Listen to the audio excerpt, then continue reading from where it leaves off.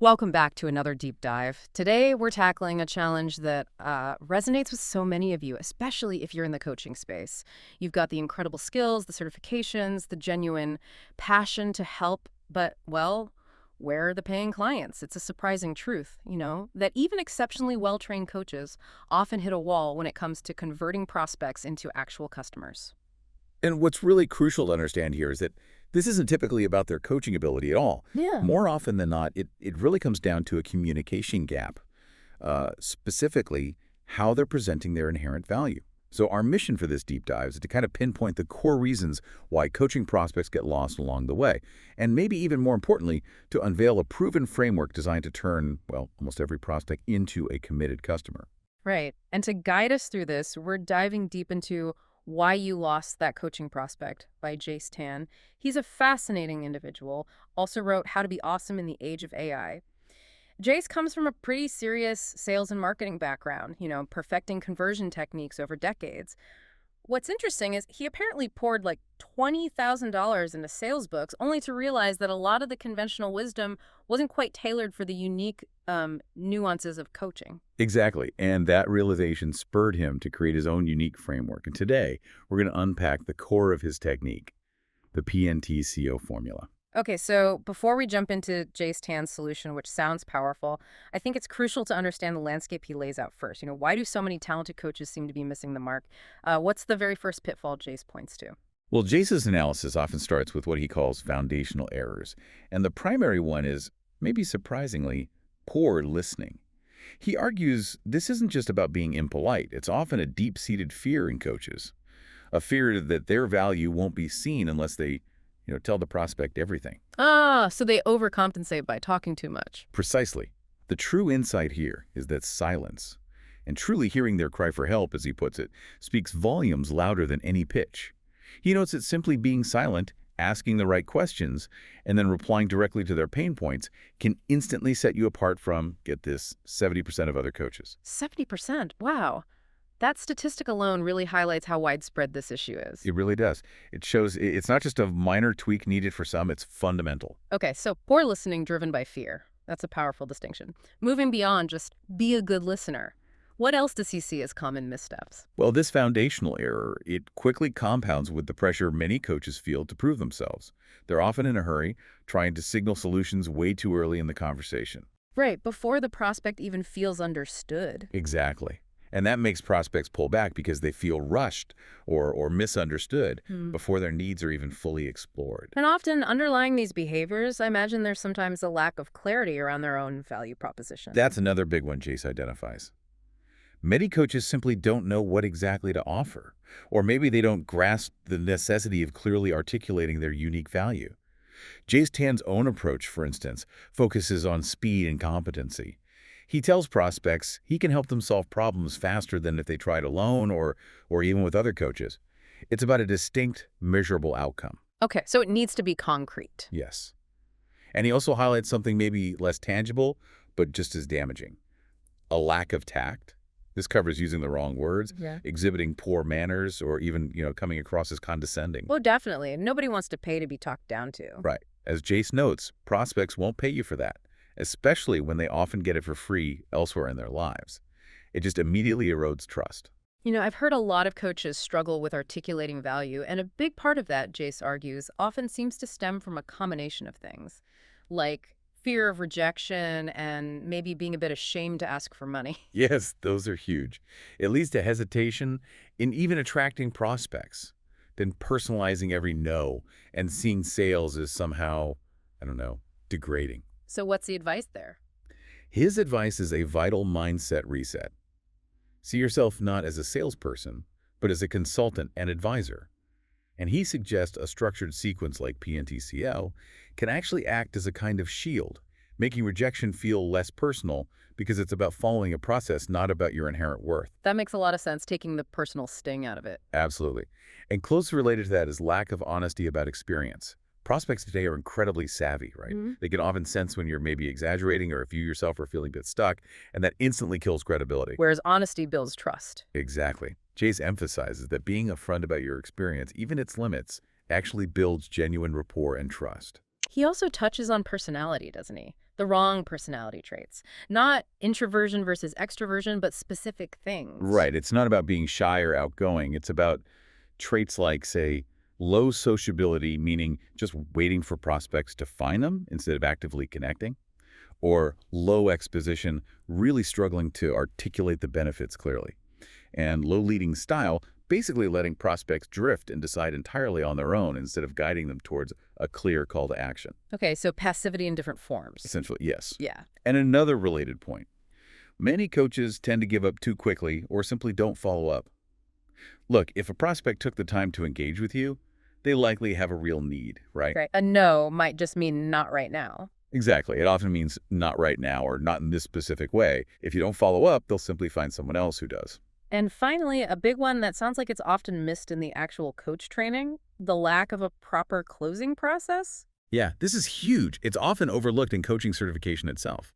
But this isn't about being pushy, let's be clear. It's about having a structured journey that guides a prospect naturally towards making a decision. And the benefits of that are, Well, Jay stresses that having a clear process improves efficiency, it helps you scale your business, it makes your sales forecasts way more predictable, and ultimately, it leads to happier, more committed customers. It's really as vital as the coaching delivery itself. okay, so that paints a clear picture of the common challenges. So if that's the landscape of struggles, let's transition to the solution. Jace Tan's 5-step PNTCO technique. Now, what's really crucial here, and he repeats this, is that these steps must be taken in sequence. PNTCO. They build on each other. Exactly. They build upon each other, and skipping any single step can indeed result in failure to close the sale. It's truly about building blocks, not just, picking from a menu of options. Okay, building blocks. And to illustrate this framework in action, Jace Tan shares a story, right, about a coach named Cindy. Yes, a powerful transformation story. Cindy was a coach prepared in theory, but as she quickly found out, not quite ready for the real world. She struggled to secure paid projects, got really frustrated, until she applied this PNTCO technique. And it changed things. Fundamentally, this framework became her secret to building meaningful relationships based on trust, empathy, and deep understanding. It allowed her to move beyond just listing her qualifications and truly connect. So step one is P. Right? The first step in this powerful framework is P, identifying the pain points of the prospect. Jace Tan sums it up with a really powerful idea. People don't care how much you know until they know how much you care. That's a classic, but it fits perfectly here. It does. The goal here is to truly understand the prospect's cry for help, the underlying discomfort, the real reason that brought them to you in the first place. And Jace challenges us to look beyond the surface level, right? He defines a pain point as, any problem causing discomfort, but stresses that coaches often miss the true underlying emotional trigger. Exactly. His example is great. A woman wanting to lose weight might list weight loss as her goal. That's the surface. But her real pain point, the deeper thing, might be about her husband's acceptance, or maybe feeling more confident in social settings. It's about getting to that deeper, often unspoken issue. Okay, digging deeper. So what kinds of pain points does he typically see? Well, drawing from his 21 years of experience, Jace Tan identifies 3 common types he consistently encounters. First, there are life's purpose and goals. Pain points, people feeling unfulfilled, aimless, maybe anxious about their direction. Second, relationship pain points, conflicts, causing significant stress, anxiety, maybe even depression. And third, work, career, or business pain points, feeling stuck, lacking direction, struggling with that work-life balance. These are the core areas where people usually seek coaching help. Right. So how do you actually ask the questions to get people to open up about this stuff without making them feel, threatened or put on the spot? Great question. Jace stresses the power of truly open-ended questions, starting with what, who, why, when, how, and describe, not just to get more than a yes-no, but really to create the space for a prospect to articulate their deeper story, allowing their true cry for help to emerge. And follow up. Definitely. Follow up with clarifying questions like, tell me more about that, or when that happened, what did you actually do? Or, crucially, how did you feel? To dive deeper into their emotional experience. So it's about layering the questions. Exactly. And the tips for this step are pretty foundational. Sure, prepare your questions beforehand, but most importantly, listen to understand, not just to reply. You're not just waiting for your turn to talk. Right, active listening. And try to anticipate the type of answers the prospect might give by truly putting yourself in their shoes. Empathy is key. Okay, let's bring in that case study Jace Tan uses with Cindy and the prospect Alex. How did it look before she used this P step effectively? Well, when Cindy was just, as Jace puts it, selling services, she asked very surface-level questions. She quickly pivoted to her own role, her costs, her availability. Standard stuff, maybe. And Alex's reaction? Predictable, sadly. Alex expressed hesitation, said he wanted to think about it, and then just never followed up. Ghosted. Familiar story for many, I bet. But then when Cindy focused on uncovering pain. Her approach completely shifted. She stayed focused entirely on Alex's feelings and triggers. She asked those deep, clarifying questions about his desire to contribute to environmental causes, but also his real hesitations leaving a good team, the lower pay in the new field he was considering. So she got specific about his internal conflict. Yes, and Alex's reaction was incredibly powerful. Jace quotes him saying, with almost stunned emotion, "You are on the spot. You are wonderful. Oh my goodness, you were able to summarize what I was facing the past 3 months. I am speechless." Yeah, that's the aha moment. That's the moment. It's that feeling of being truly seen and understood. The power of that pivot, just shifting from selling to deeply understanding, it's truly remarkable, isn't it? It really is. It makes the prospect feel genuinely seen and heard. And in that moment, it instantly positions the coach as the person who can actually make an impactful, meaningful change for them. Okay, so you've identified that crucial pain point. You've made them feel heard. What's next? The next step, according to Jace Tan, is N, connecting it to numbers. Right. Now, this challenges a lot of the sort of conventional sales advice out there that says you should only sell benefits and emotions. Yeah, you hear that a lot. Focus on the feeling, not the features or figures. Exactly. But Jace argues that appealing to both logic and emotions, specifically using numbers, is far more effective. He explains that we humans are inherently wired not just to seek financial gain, but perhaps even more powerfully, to experience loss aversion. Loss aversion. The idea that losing $100 hurts more than gaining $100 feels good. Precisely. We feel potential losses far more intensely than potential gains. It's a primal trigger, and understanding that is key to this step. Okay, so the numbers technique isn't about you telling the client, this problem is costing you X dollars. It's different. Yes, it's more subtle and more powerful. It's about helping them come to that realization themselves. Jace Tan observes that, and I quote, "Value is created when a client sees how a low-cost solution can solve a big-ticket item." Can you give an example? Think about it. The cost of a regular toothbrush is tiny compared to, say, a $3,500 dentist bill for a tooth extraction if you neglect things. Or maybe a $50 psychometric assessment for hiring looks very small next to the potential $5,000 cost or more of hiring the wrong person. It puts the coaching fee into perspective. Okay, it frames the value differently. So let's revisit the Alex case study with this numbers addition. Okay, so after deeply understanding Alex's pain, feeling stuck, wanting that meaningful environmental work, but hesitant about leaving his comfy job and facing lower pay, Coach helps him quantify the potential loss. She asks about his current salary range, which was between $70,000 to $90,000 annually. And then she states, and Jace emphasizes this is a key turning point, something like, okay, so this feeling stuck, this unhappiness, is potentially impacting your ability to fully engage and earn at that $80,000 level. He says, getting a client to convert their pain to monetary losses is a turning point for your sales pitch. It creates a stark, tangible comparison. Right. Suddenly it's not just a feeling, it's potentially costing him real money, or at least jeopardizing his current earnings because he's disengaged. Exactly. The benefits of this seem clear then. It instantly grabs the client's full attention, right? Yeah. It shifts the conversation to real stakes. Absolutely. And by triggering that loss aversion tendency we talked about, it creates a powerful, almost subconscious sense of urgency. They start calculating the cost of not solving their problem. Okay, P for pain, N for numbers. What's T? Moving on to step 3. T, which stands for the benefit of understanding the prospect's journey, specifically what they've already tried. Jace Tan makes a pretty strong assertion here. A qualified prospect, someone genuinely seeking help, has almost certainly tried to alleviate their pain already in some way. So they haven't just been sitting on the problem doing nothing. Usually not, if they're serious. Your job as the coach is to understand that journey because, as he puts it, a prospect who has not exhausted all their options will not sign up with you. They need to feel they've explored alternatives. Okay, so this step emphasizes understanding all their previous attempts, maybe self-help books, talking to friends, endless online resources, or maybe even other coaches they didn't click with. Precisely. By grasping this, you can genuinely empathize with their past frustrations.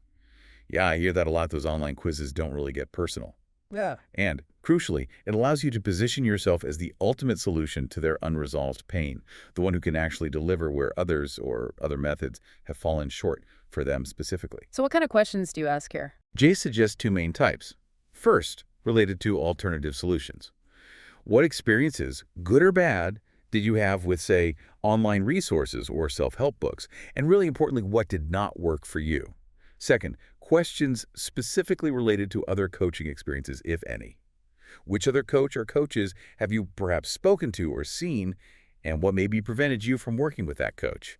This helps uncover their hesitations and previous roadblocks. Okay, and the benefits of doing this T-step thoroughly. They're compelling. First, it reveals precisely why previous solutions failed for them specifically, making your approach feel tailored. Second, it significantly improves the prospect's experience because they feel truly heard and understood on a deeper level you get their journey.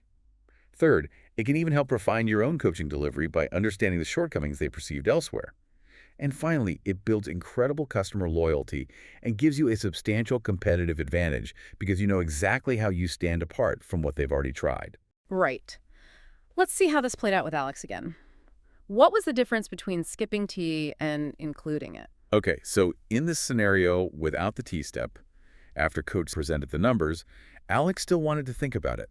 He mentioned consulting family, friends, maybe doing more online searches. So the urgency created by N wasn't quite enough on its own. Not quite.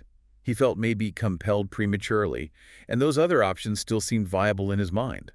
But with the T-step, Coach actively asked Alex what he'd tried. He listed online resources, chat groups, even ChatGPT, talking to colleagues, friends, his dad, and significantly, 2 other coaches. Ah, so he had tried quite a bit. Yes. And crucially, Alex explained precisely why these didn't fully satisfy him. Things like, I can't be sure they apply to me, or they never truly understand my specific situation, or simply, I didn't get very far.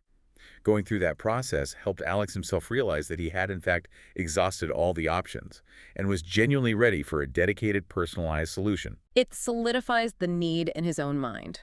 But quick question, what if your prospect genuinely hasn't tried other options experientially? They just know they have a problem. Good point. Jace Tan suggests that, in that case, your job is to help them take that journey mentally. You guide them through visualizing why those hypothetical alternatives, like just reading another book or talking to a friend who isn't trained, likely wouldn't work for their specific nuanced situation. You help them anticipate the limitations. Okay, so you guide their thinking process. Exactly. Now, this actually raises an important point the source also addresses. Jace Tan strongly warns against offering free trials or free initial sessions. Oh, interesting. Why is that? Lots of coaches do that. He argues they tend to undermine your credibility. It subtly suggests your service isn't worth the full payment up front. Plus, they often attract non-committal clients who are just kicking tires or looking for free advice, and they rarely lead to long-term revenue-generating relationships. It kind of sends the wrong message about the value you provide. Okay, value perception is key. So we've done pain, numbers, tried. That brings us to C. C, which stands for credibility in the prospecting process. And this addresses a really common mistake coaches make, leading with their credibility. You mean starting the conversation by listing all their certifications, years of experience, or big success stories? Exactly that. Many coaches instinctively do that, thinking it builds trust up front. But Jace clarifies that prospects, initially at least, are primarily interested in only one thing: how you can help solve their specific problem that you just uncovered. So credibility matters, but the timing is crucial. Precisely. Your credibility becomes most impactful after pain, numbers, and tried have been firmly established. At that point, when the prospect understands their pain, its cost, and why other things haven't worked, then your credentials provide the crucial context. It resonates because they now understand why they need someone with your specific expertise. Okay, let's revisit Alex's case study one more time with this credibility step added in sequence. Right. So after Alex has expressed his pain, understood the potential $80,000 implication, and acknowledged he's exhausted other options, then Coach introduces her track record.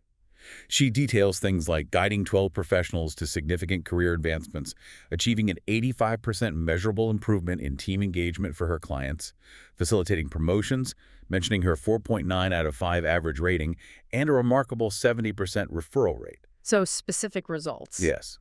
And she also mentions her use of evidence-based methodologies he names the DEEP model and Identity profiling in the book, which assure practical, measurable results, not just talk. And she adds her commitment to ongoing learning, showing she stays current. So if we connect this to the bigger picture, your credibility when presented at the right moment. It transforms abstract qualifications into a tangible, believable solution for their unique situation.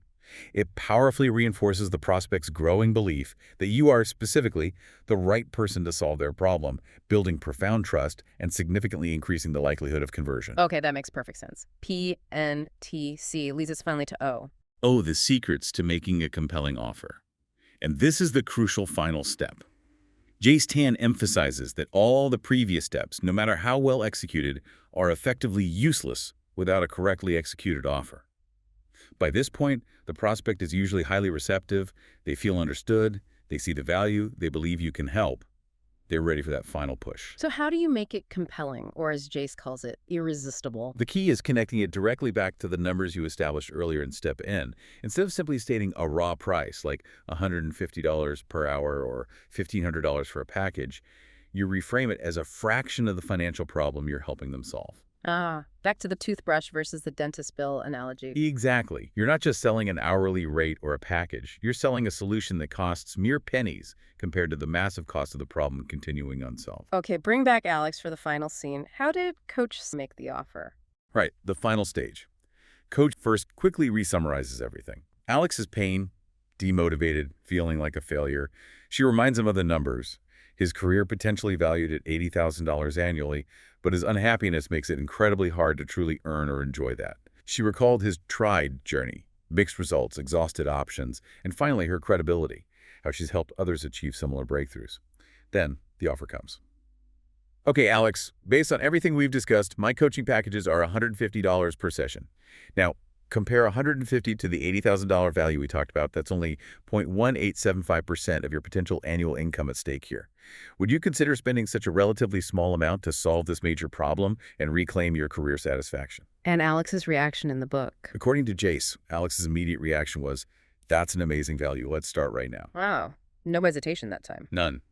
The genius here, Jace explains, is how presenting the fee as a tiny fraction of the cost of the problem completely reframes the entire conversation. It shifts it from focusing on the price tag. Exactly. It shifts it from price to an undeniable investment. This justifies the expense logically. Wow, it's such a small percentage. And it empowers the prospect emotionally. I can afford to fix this big problem. It leads to a confident commitment rather than hesitant consideration. And Jace Tan stresses that this framework, PNTCO, isn't just for one type of coaching, right? It applies across the board. Absolutely.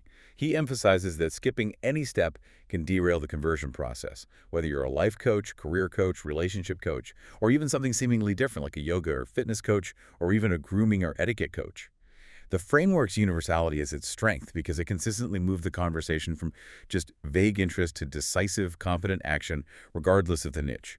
It addresses universal human psychology and decision-making. Okay, so there you have it. The PNTCO technique: pain, numbers, tried, credibility, and finally, the offer.